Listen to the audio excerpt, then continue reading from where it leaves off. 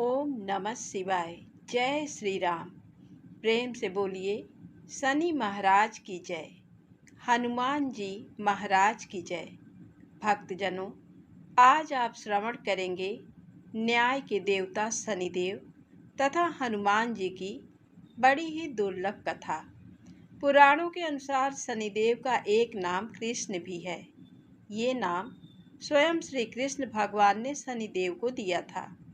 आज के दिन जो भी मनुष्य इस व्रत को करता है या कथा का श्रवण करता है तो उन भक्तों पर शनिदेव जी के साथ साथ हनुमान जी की कृपा भी प्राप्त होती है, क्योंकि शनि दोष से परेशान मनुष्य इस दिन हनुमान जी की कथा को सुनने तथा भजन कीर्तन करने से उनकी सभी प्रकार के ग्रह और साढ़े साती ढैया समाप्त हो जाती है और साथ ही शनिदेव की कृपा से भक्तों को रोगों से मुक्ति मिलती है।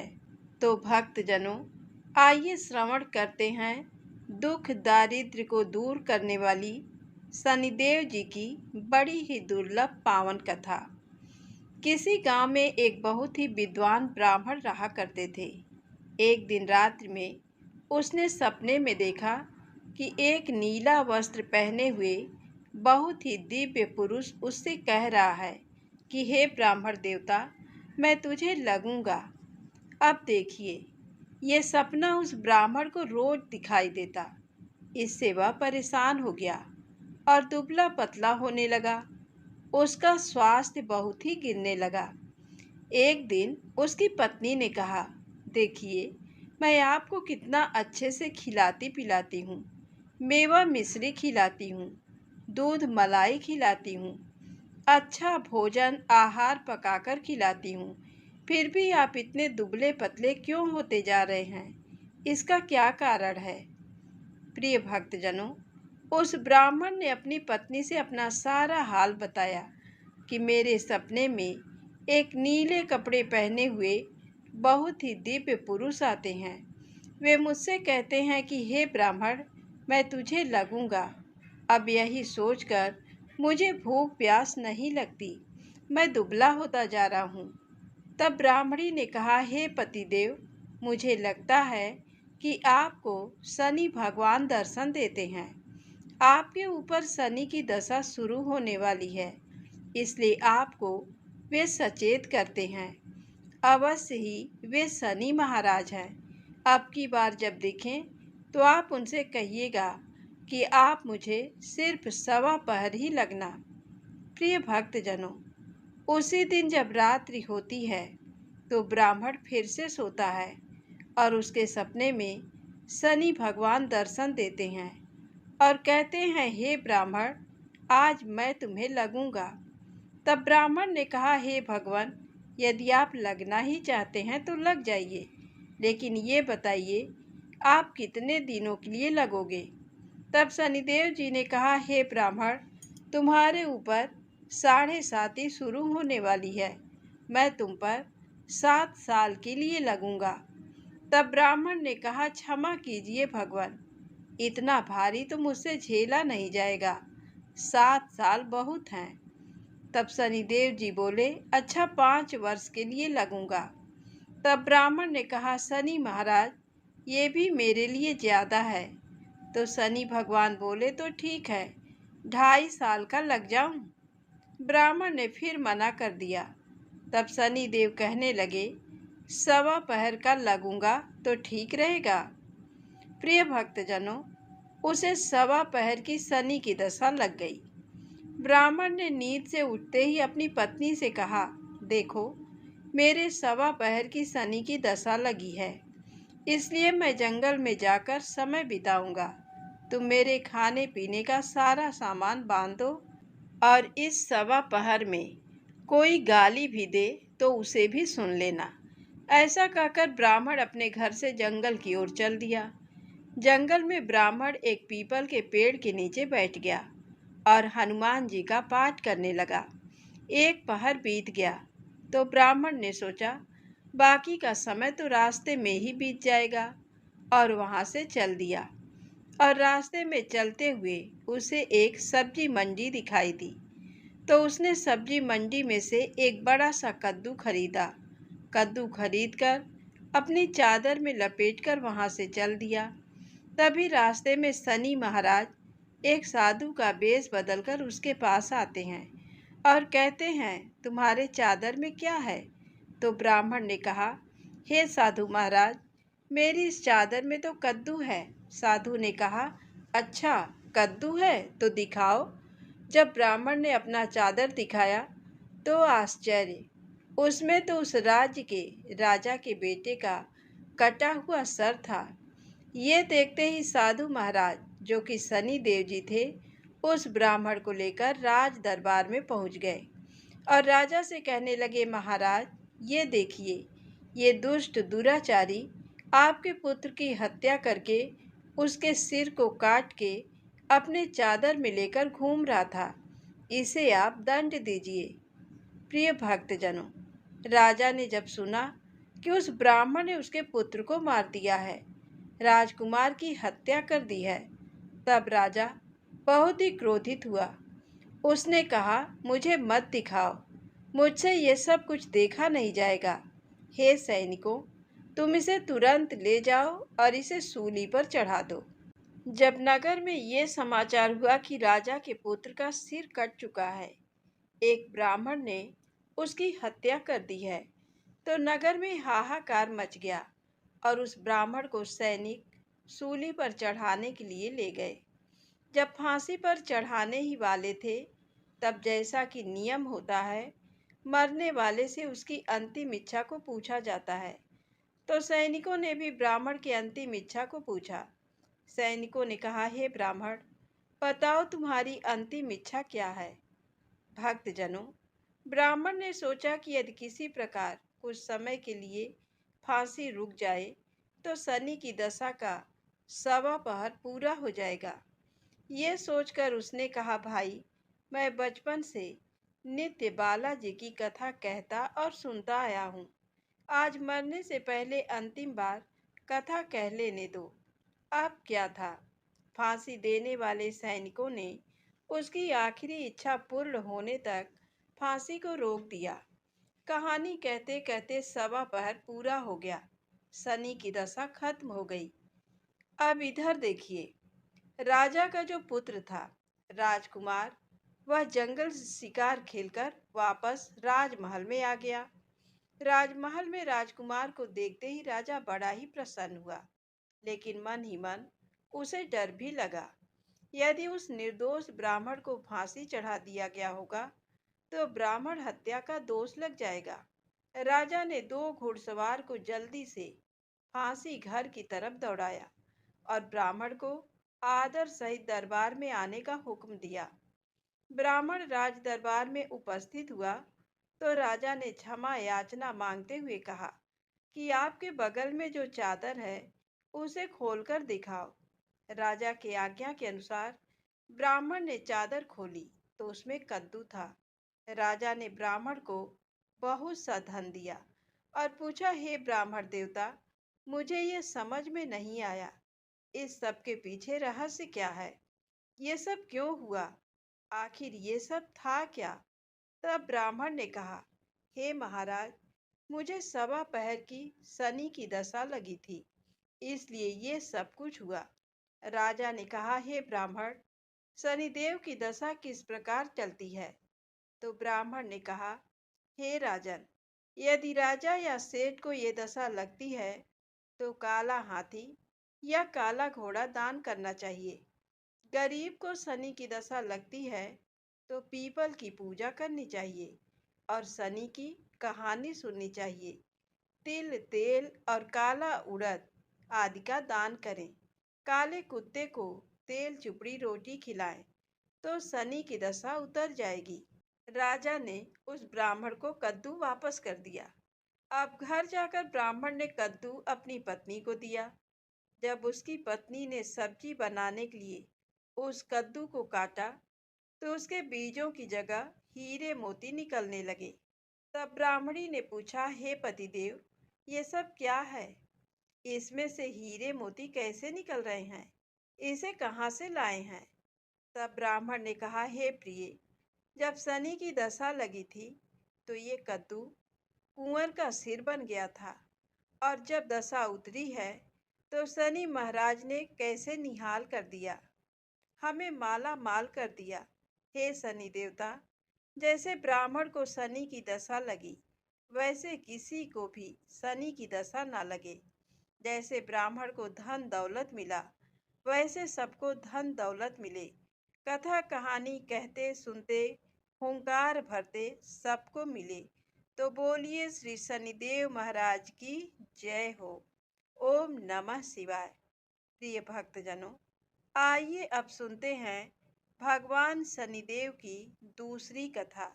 ये कथा सुनने से भक्तों को मनोवांछित फल की प्राप्ति होती है। नर्मदा नदी के किनारे एक गांव में बहुत ही बड़े साहूकार का परिवार निवास करता था। साहूकार की मृत्यु हो चुकी थी। घर में साहूकारनी और उसके 2 बेटे, एक बड़ी बहू थी। साहूकारनी का छोटा बेटा मानसिक रोग से ग्रस्त था। उसकी मानसिक स्थिति ठीक नहीं थी। साहूकारनी की बड़ी बहू तारा को विवाह के कई वर्ष बीत गए थे, पर अभी तक उसे संतान नहीं हुई थी। तारा को सदैव यही भय था कि कहीं उसके पति संतान पाने के लिए दूसरा विवाह ना कर लें। यदि उसके पति ने दूसरा विवाह कर लिया तो उसे सौतन का दुख सहना पड़ेगा। इसी डर से तारा ने एक योजना बनाई और उसने अपने घर में काम करने वाली नौकरानी चंदा से अपने देवर चंदन का विवाह कराने के लिए अपनी सास साहूकारनी तथा अपने पति को मना लिया। चंदा स्वभाव से बड़ी ही दयालु तथा कृष्ण भक्त थी। वह बचपन से ही उसी साहूकार के घर में काम करती थी। उसका अपना कोई नहीं था। अब चंदा का विवाह मानसिक रोगी चंदन से करा दिया गया। कुछ साल बाद चंदा ने एक सुंदर पुत्र को जन्म भी दिया, किंतु चंदा की जेठानी तारा ने चंदा का बच्चा छीन लिया और उसे घर से धक्के मारकर बाहर निकाल दिया। और तारा ने अपने पति को भी अपने पक्ष में कर लिया। बेचारा चंदन तो मानसिक रोगी था, वह कर भी क्या सकता था, और वह साहूकारनी चाह कर भी कुछ ना कर सकी। दरअसल में ये तो तारा की चाल थी। उसने तो कभी चंदा को अपनी देवरानी माना ही नहीं। वह तो सिर्फ चंदा से उसका बच्चा लेना चाहती थी ताकि उसे पाल पोस कर अपना नाम दे सके। अब देखिए, चंदा के बार बार रोने गिड़गिड़ाने पर भी तारा नहीं मानी और उसे गांव से ही निकाल दिया। अब चंदा गांव गांव भटकने लगी। भटकते भटकते वह कृष्ण जी के एक पुराने मंदिर में पहुंच गई। वहीं पर उसने प्रभु से न्याय की गुहार लगाई। वह अपना सर भगवान की चौखट पर पटकने लगी और लगातार ओम कृष्णाय नमः मंत्र का जप भी करती रही। तो प्रिय भक्तजनों, उस स्त्री की करुण पुकार न्याय के देवता शनि देव ने सुनी तथा भगवान श्री कृष्ण के आदेश से तुरंत चंदा के पास उपस्थित हो गए और साधारण मनुष्य का रूप धारण करके उसे अपने आप को कष्ट न पहुंचाने के लिए कहा और कहा, हे बहन, तुम भगवान श्री कृष्ण पर विश्वास रखो और ओम श्री कृष्णाय नमः मंत्र का जप करती रहो। तुम्हारा अवश्य ही कल्याण होगा। तुम्हारे जो भी दुख हैं सब भगवान श्री कृष्ण हर लेंगे और शनिदेव की कृपा से तुम्हारा मंगल होगा। ये सुनकर चंदा भगवान श्री कृष्ण की आराधना में लग जाती है और शनिदेव का ध्यान करते हुए ओम कृष्णाय नमः मंत्र का जप करने लगी। अब शनिदेव एक साधु का वेश बदलकर साहूकार के घर पहुंच गए और अलख निरंजन का अलख जगाने लगे। तब घर से बाहर साहूकारनी निकली और उसने भिक्षा देकर उन्हें प्रणाम किया। तब साधु रूपी शनिदेव ने कहा, हे देवी, मैंने सुना है आपके घर में कोई मानसिक रोगी है। मैंने 7 सालों से हिमालय के जंगलों में भटकते हुए बहुत ही दुर्लभ जड़ी बूटी इकट्ठी की है। जो हर प्रकार के रोगों को समाप्त कर देती है। यदि आप कहें तो मैं आपके घर के मरीज को ठीक कर सकता हूँ।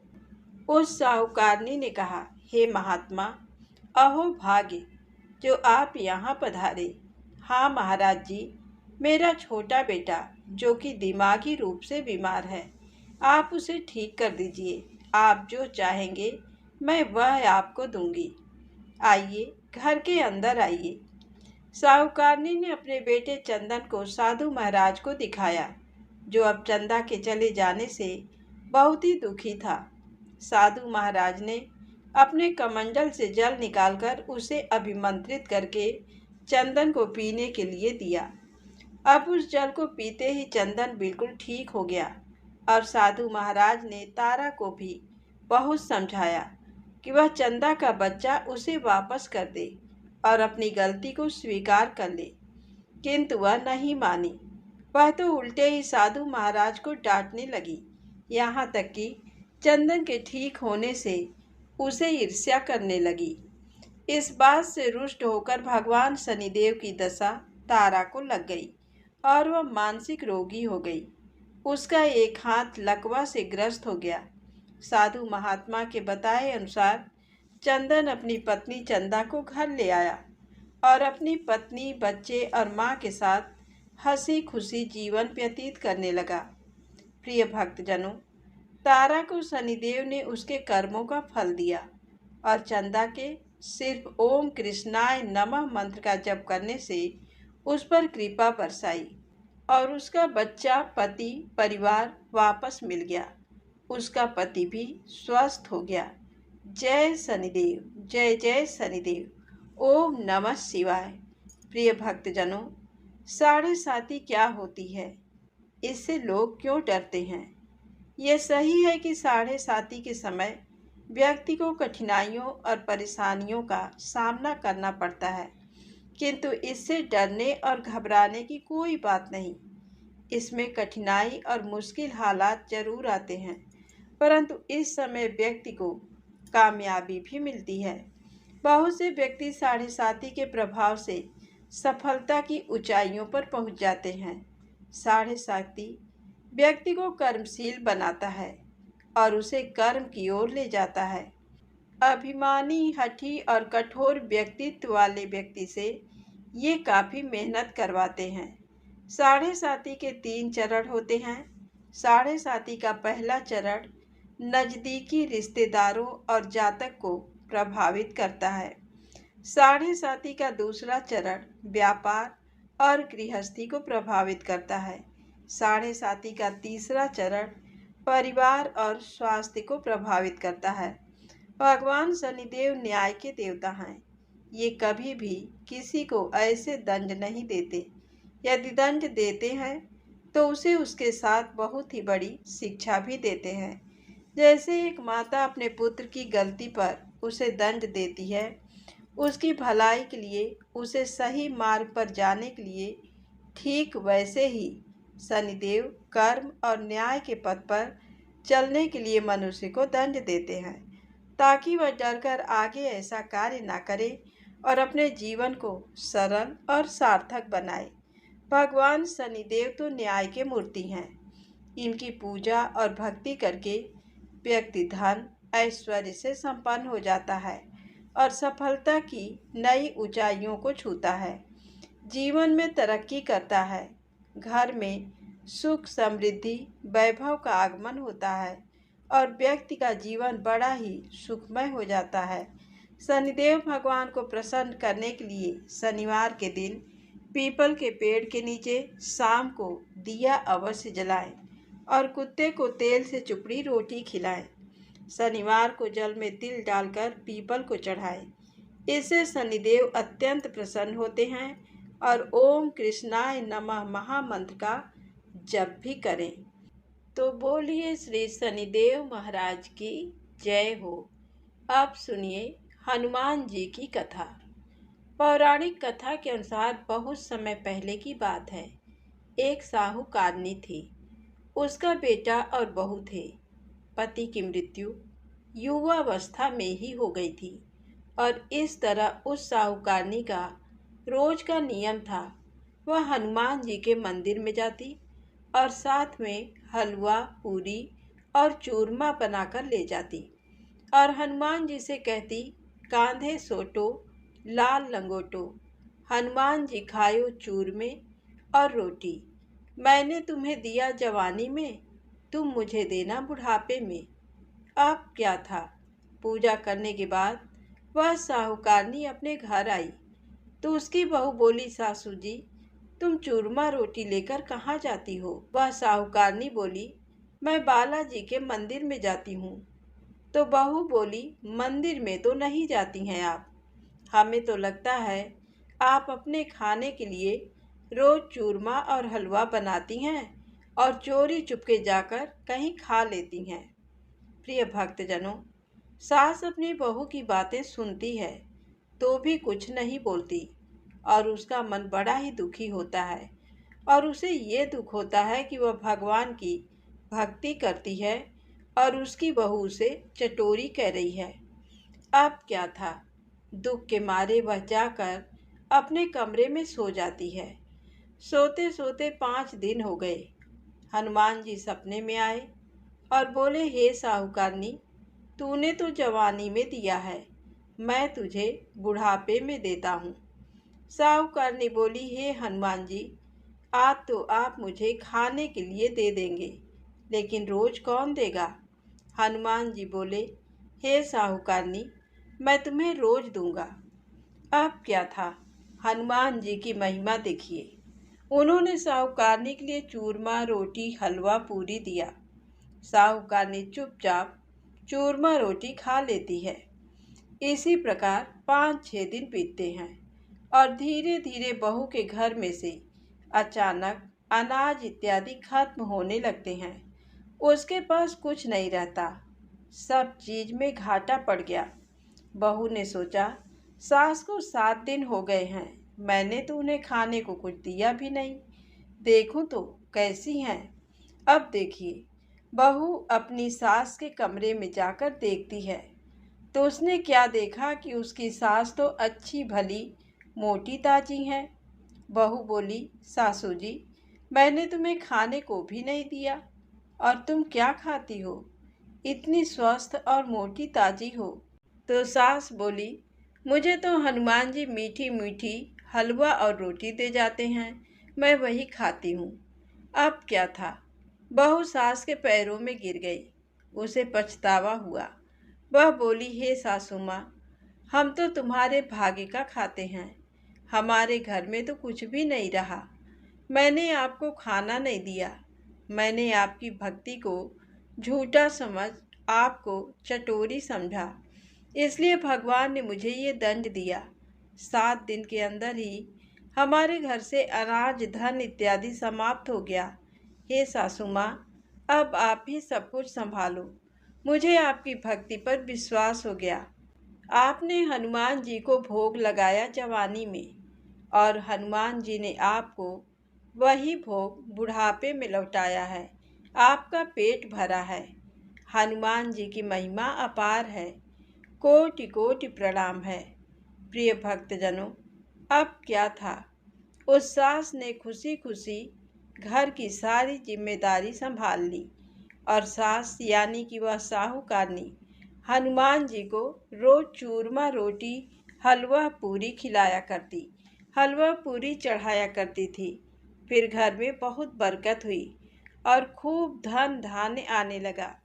हे हनुमान जी महाराज, हे बालाजी महाराज, जैसे आपने उस साहूकारनी को दिया वैसा सबको देना, सबके घर में अन्न धन के भंडारे भरे रखना, सबका भला और मंगल करना। इस कथा कहानी को कहने सुनने वाले तथा हुंकार भरने वाले सभी को देना। बजरंग बली हनुमान जी की जय। ओम नमः शिवाय।